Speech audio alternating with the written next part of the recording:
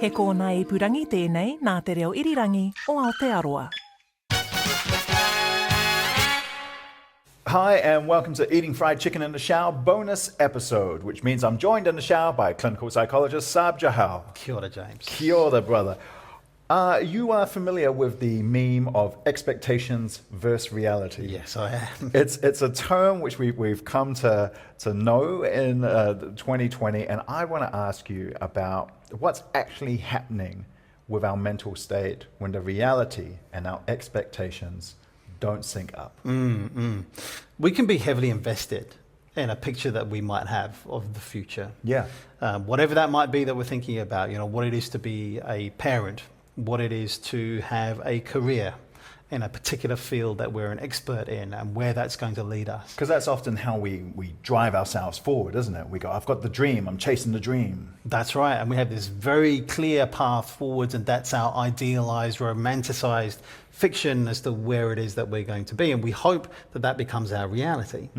Yet the reality is that there are many, many paths and many, many junctions in that road that takes us forward. We only see the motorway route, right? Yeah. But there are many, many side roads which we may get forced down in order to perhaps take a different journey.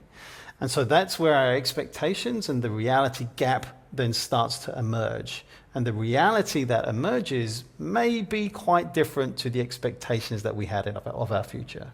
So what does that do to our mental state? Depending upon how heavily invested and how tightly we're held on to that imagined future is going to determine how badly you're going to get thrown off by when the reality doesn't meet your expectations. So I guess one of the things that we learn to do as adults, as we have repeated incidences where our expectations don't meet reality, is that we perhaps lower or differ our expectations, not necessarily lowering our standards, but perhaps being a little bit more flexible as to what might be an acceptable path forwards. Not necessarily taking your eye off the prize, but also recognizing that that prize might look quite different, or there are different prizes that you may also value, right? Not just the one. Is there anything in particular we can do when our expectations are completely the opposite, when it doesn't just change direction, but to pick up on your metaphor, the road is closed? Yeah. I think that we go through several different stages of trying to negotiate that reality, right? And it's almost similar to what we do when we grieve for a loss of a potential future that we had. And we may go through several different stages of thinking, like anger or denial or bargaining. But eventually we end up hopefully in a healthy place of accepting the vulnerability of what it is to truly accept what life is offering us and what the reality is going to look like. But I think also one of the important lessons as we develop into adults and as humans is that we can't do this alone. Often it's the connection with other people, whether it's an organization that we're working with, our family or our partner. If we're in a relationship, then actually this is where we can co-create different expectations to help negotiate our way through the reality that we're actually presented with. And when you're talking about having a community, one thing I've found partly with this show is I've put up my hand and said, hey, I've had these things happen. And as a result of being comfortable talking about them, other people in my community have come forward, and I found myself in this sort of accidental leadership role, which I didn't really want, but have acknowledged that because I'm comfortable talking about these things, it helps make other people comfortable. Can you speak to why that is? I think that often what we can be presented with when we hear stories of success or stories of what life could look like is almost like a sanitized version of it. And I think that when people reveal their humanity of what actually perhaps is going on underneath that and can be vulnerable and reveal that, I think that actually that calls out very specifically to a need that people have to understand that the journey is not necessarily all roses in order to get to where it is that you want to be. Actually, it requires an acceptance of the totality of experience, its ups and downs. And I think that the humanity of revealing that and the vulnerability that you show and you can accept, and you're encouraging other people to embrace that, then I think becomes actually the real experience, right? It's not the expected experience, it's the real experience. And there is a weight also to making yourself vulnerable and putting your hand up. I've certainly felt there's a little bit of a weight, which is why I say it hesitantly. And so when I say I don't really want it, I'm very aware of not taking on too much for my own safety. And I think that that's why it's really important to have that sustainable way of dealing with that weight. Okay, and I think you're right. I think it is something that it may be small that you may carry, or maybe large that you carry, but you continue to carry it. So even carrying a small weight over a long period of time can test your endurance. So making sure that you have sustainable practices and self-care practices in order to help you to deal with that burden, to deal with revealing your vulnerability, to deal with carrying that weight of leadership, either through formalized processes, through building up a mentor or having coaches or having therapists, or within your informal network, through partnerships, through family, through community.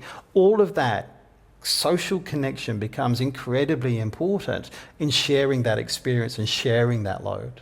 A final thing I want to ask you today is about trauma, which might seem slightly out of left field, but it relates to leadership, because part of the reason I'm I'm hesitant of taking on any leadership in terms of taking on people's mental health or any of that weight is because, it's been almost 4 years, I think, since 3 years. It's been about 3 years since my last mental break.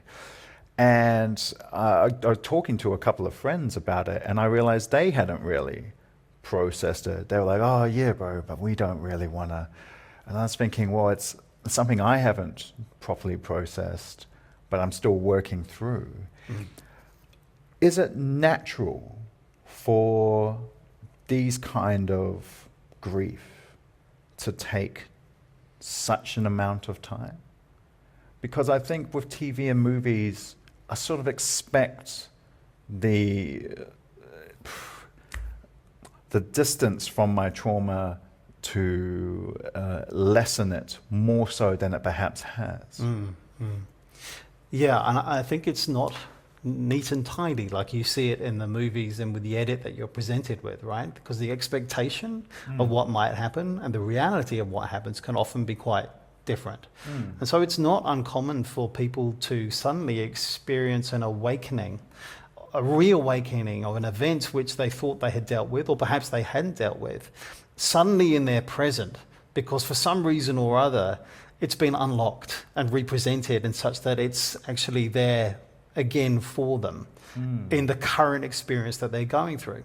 And I guess for some people, if they ward that off and try to push it away, one of the things that they learn is that actually it doesn't push it away, it just re-pops up again at another time. And there are actually perhaps opportunities to then become vulnerable and to understand why this experience might be coming up for you now, and there is an opportunity to help process that experience for you. The danger is that it appears at times when you are unprepared to deal with it, which is why it's so important to build these sustainable practices of self-care and to build that community of support around you such that when it does pop into your consciousness, that you don't just suppress it and squash it back down, although you might need to do that in the short term. You've got a way of being able to say, right, okay, perhaps this is something I need to sit down and figure out, and where can I get help with that? But this is an uncommon thing, I guess, is also what I'm asking, is that it is, a few years removed from it, not just, yourself, but the people around you can also not have really processed a trauma. Yeah. Everyone's journey is different, but it's certainly not uncommon for that to happen. There's a time and a place, and perhaps people weren't ready for it then. Yeah. And perhaps there are other times when it presents itself, and it probably won't be the only opportunity. And everybody processes these things at their own different speed, and perhaps two people coming together to try and do that, perhaps they may not be in the right position and time to be able to do that together at that point in time. But there are opportunities that will arise as it pops up again into your consciousness. Because I think we do have that little mentality, just a little bit in New Zealand of, oh, it's in the past. Yeah. Is there, and I guess what I'm asking you and what you're saying is that, like, look, there's the past, but the past isn't just a couple of years ago. That's still very much the recent. Yeah. I mean, I guess the research is a little bit kind of open on this. Some people would say, you know what, if it's not interfering in how it is that you're living your life, it's not getting in the way of your psychological well-being, then perhaps it's best left alone. Okay. Because it's like kind of like the wound that you had on your knee, right? And it's scabbed over and you're left with the scar. But the scar is what makes you you. You don't necessarily need to be picking at it and going into it again in order to sort out what was underneath. But for some people, it's something that perhaps is still healing, and perhaps it's not physically formed into something that they can move around with in their everyday lives, and it's something that needs attention. And I guess that in that situation, doing that in a safe way, in a psychologically safe way, where you are in a trusted space, a safe space where you can do that work, then perhaps that's the time to do it. But if it's not interfering with you, then you need to kind of make a judgment call on whether that is the right time and space for you to deal with it or not. Thanks for the advice. Clinical psychologist Sarb Johal. Kia ora.